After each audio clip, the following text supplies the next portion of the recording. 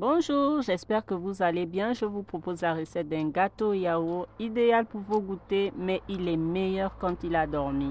Donc pour cela, vous aurez besoin de 4 œufs, 150 g de sucre, 110 ml d'huile, sinon vous prenez 150 g de beurre fondu, 2 pots de yaourt, 300 g de farine, un sachet de levure chimique.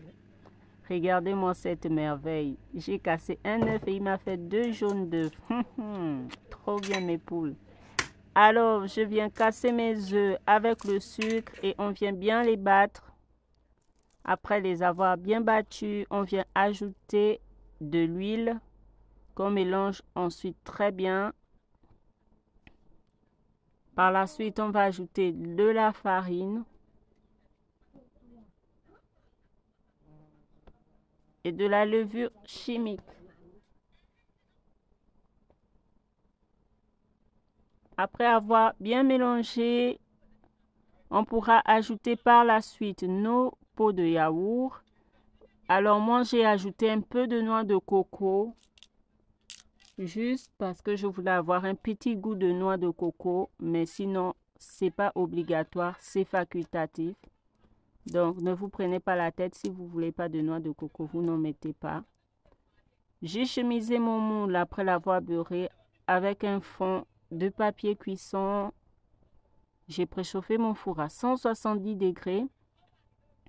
Voilà, ça c'est la noix de coco comme vous voyez.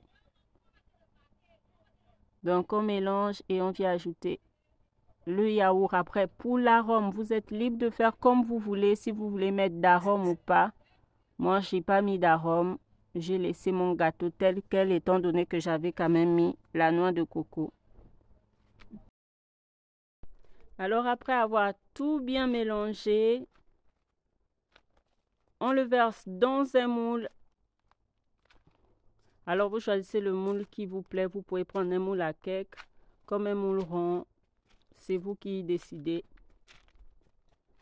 Et après avoir tout mis, j'enfourne à 170 degrés pour 45 minutes.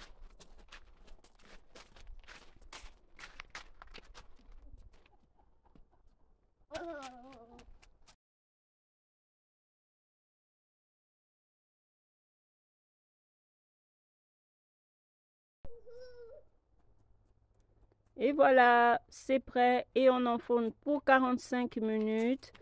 Et on laisse cuire gentiment. À la fin, on viendra piquer un couteau pour voir si c'est totalement sec. L'idéal, c'est de le manger froid, mais il est meilleur quand il a dormi le lendemain. Donc, là, je l'ai coupé à chaud. Il ne se présente pas très bien, mais il est bien moelleux à souhait. Et pas trop sucré. Et c'est ça l'avantage quand on fait du fait maison. On peut tout ajuster. Voilà. Bonne réalisation à vous. Et merci de m'avoir suivi.